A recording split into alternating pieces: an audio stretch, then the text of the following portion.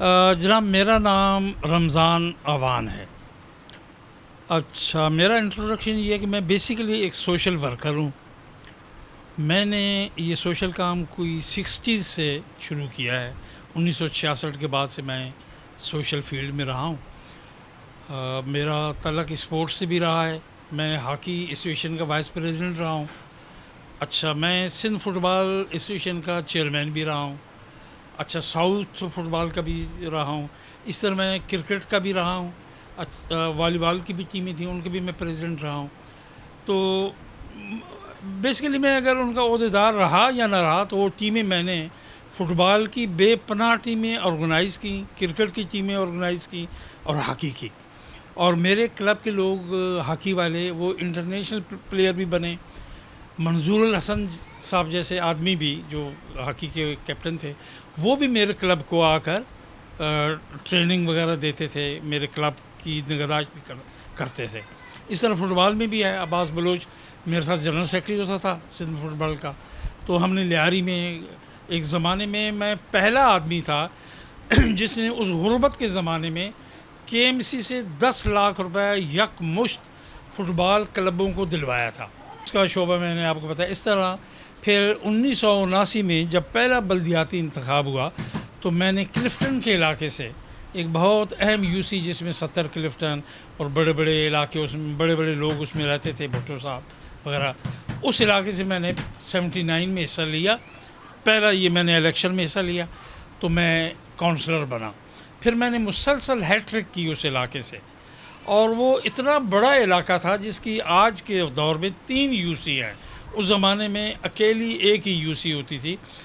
अच्छा, अब इस इलाके में कितनी आबादियाँ हैं वो ज़रा मैं बता दूं आपको कि क्लिफ्टन ब्रिज जो है उससे लेकर उसके दाएं बाएं रेल की पटरी जारी है, समुंदर तक वो एक ही UC थी। इतनी बड़ा इलाका था जिसको मैंने हैंडल किया। अच्छा, एक पार्टी है उसने अपना सर्वे किया था एक ज़माने में, जिस पार्टी से मेरा ताल्लुक़ है, मैं नाम ही दे दूँ, जमात इस्लामी से ताल्लुक़ है। उन्होंने एक ज़माने में सर्वे किया और एक एक घर से पूछा, और उसमें मेरा भी पूछा उन्होंने, कि कोई एक आदमी बता दे कि जो उससे सेटिस्फाइड ना हो। अल्लाह की मेहरबानी से कोई बंदा, चाहे मुखालिफ चाहे किसी और पार्टी का, किसी ने अल्लाह के फजल से मेरी मुझसे बेएतमादी नहीं की, और उन्होंने कहा जी हमारे काम उसने किया। मैंने कोई इस पूरे इलाके में 8 आबादियों को मैंने लीज़ करवाया। उसमें सरफराज गिजरी है, लोअर गिजरी है। लोअर गिजरी को मैंने कच्ची आबादी तस्लीम कराया, उसके बाकी मराहल भी तय कराए। इस तरह सुल्तानाबाद है क्वींस रोड पे, उसको मैंने कच्ची आबादी तस्लीम कराया और फिर बाकी उसके मामलात भी करा कर दिए।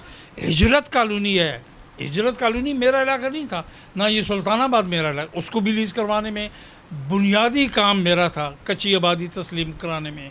उसका तमाम काम जो था वो पूरा मैंने उसको करा कर दिया। इसी तरह टेकरी कॉलोनी है, वो तो मेरे अपना काउंसलर था मैं उसका। रेती लाइन है, उनका भी यही होगा। फिर शाह रसूल कॉलोनी है। अच्छा, मिल्लत कॉलोनी थी, जनरल आबाद है, ये तमाम आबादियाँ। अच्छा, यहाँ शाह रसूल कॉलोनी के अंदर भी 3 आबादियाँ थी, उन सबको यकजा करके बहुत बड़ी एक आबादी शाह रसूल कॉलोनी के नाम से उसको लीज़ करा। यही हाल नीलम कॉलोनी का भी था। नीलम कॉलोनी में मेरा ही आदमी था जो काउंसलर बना, और अल्लाह की मेहरबानी से फिर उन्होंने और हमने मिलकर उसको भी लीज़ कराया।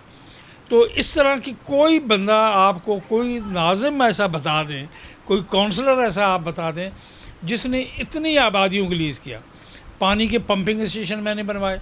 और एक वक्त ऐसा था कि वाटर बोर्ड के जो चीफ़ इंजीनियर था यूसुफ कुरैशी साहब, जो अल्ताफ़ हुसैन जो MQM के चीफ़ है उनके सगा मामू है, उसने मुझे कहा कि जो MQM के भी पंपिंग स्टेशन बनने हैं उन सब की बिजली आप लगा कर दें। मेरे 2 पंपिंग स्टेशन थे, एक गिजरी का पानी का पंपिंग स्टेशन और एक श्री जना का। दोनों सबसे 12 कुल बनने थे कराची में, उसमें से 2 मेरे थे, और सबसे पहले दोनों की पंपिंग पहले शुरू हुई। इसी पर उसने मुझे चीफ़ कुरैशी ने कहा, चीफ़ इंजीनियर साहब ने, कि आप अगर हमारे जो बाकी हैं उनकी भी बिजली आप लगा कर दें।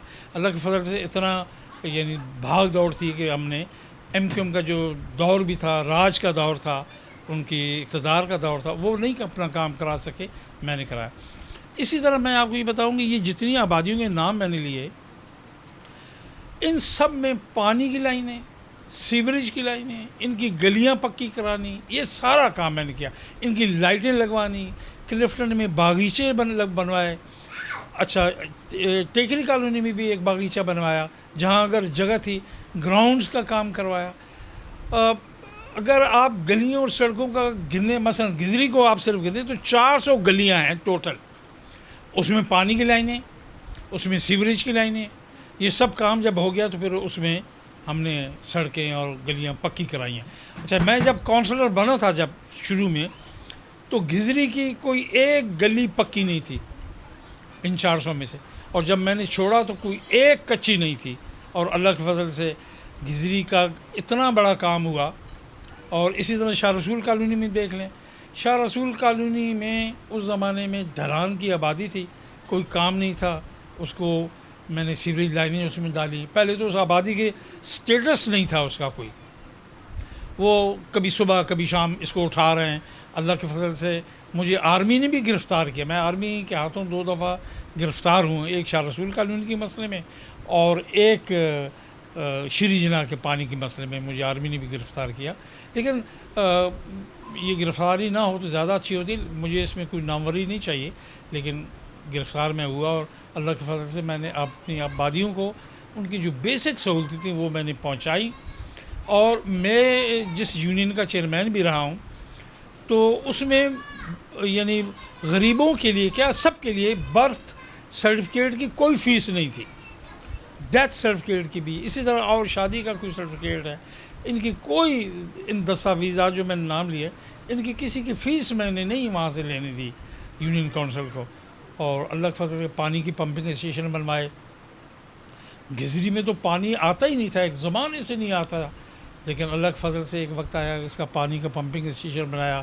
پھر پانی اب وہی پمپنگ اسٹیشن آج بھی کام کر رہا ہے، یہ میں نے 1987 والے دور میں بنوایا.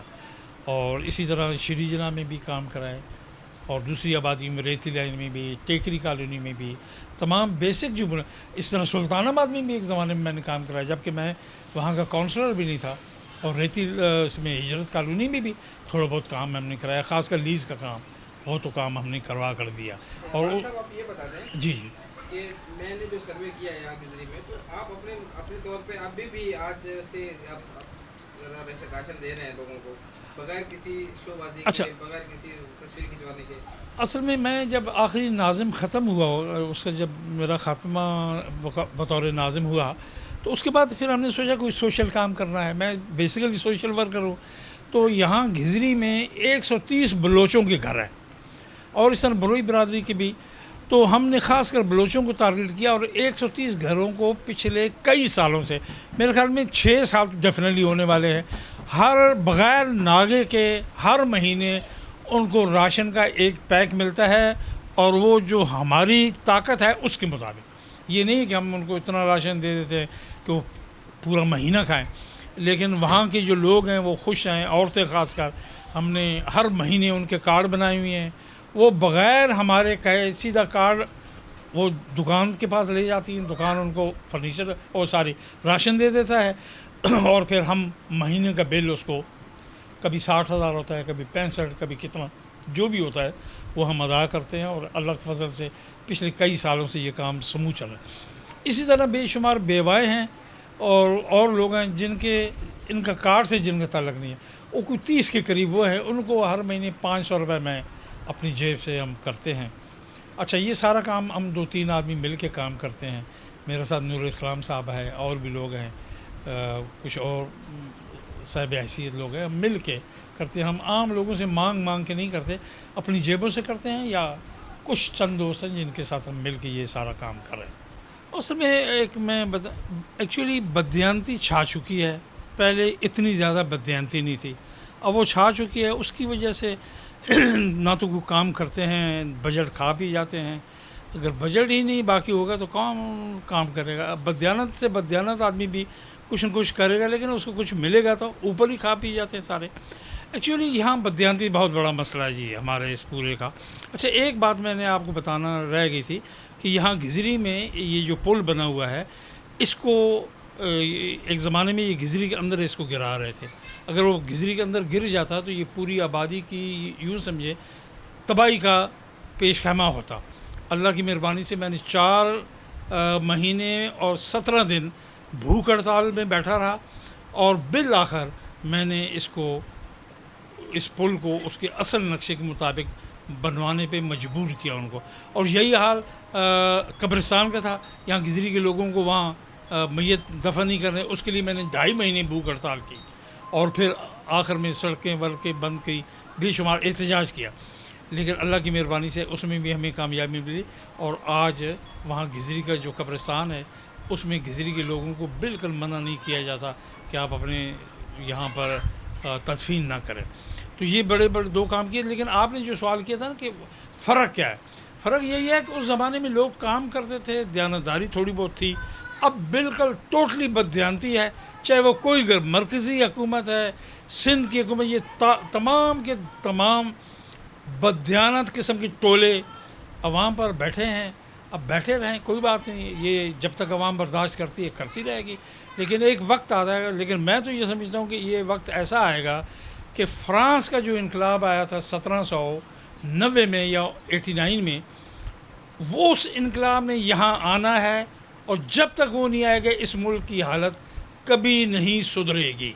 کوئی پیغام دینا چاہیں گے اس عوام کو؟ تو سر عوام ہماری بالکل گئی گزری ہو چکی ہے، غربت کی وجہ سے، اپنے مسائل کی وجہ سے پریشان ہیں اور وہ دیکھتے ہیں دوسروں کی طرف، کوئی ان کا پرسان حال ہے نہیں.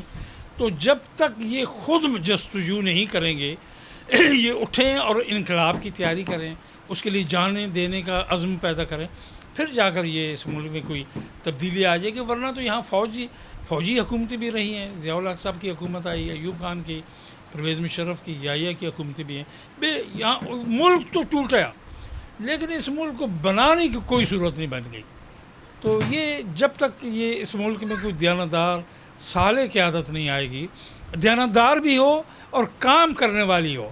ایسا نہیں ہے کہ اس نے تیور چڑھائے ہوئے ہیں ہر وقت. وہ ہے تو اسلامی آدمی لیکن تیور چڑھائے ہوئے ہیں، غصے میں مارا ہوا بیٹھا ہوا. ایسے لوگ نہیں، جو غریبوں کے ساتھ محبت کے ساتھ ان کے مسائل بھی حل کریں اور ان کے لیے کام کریں.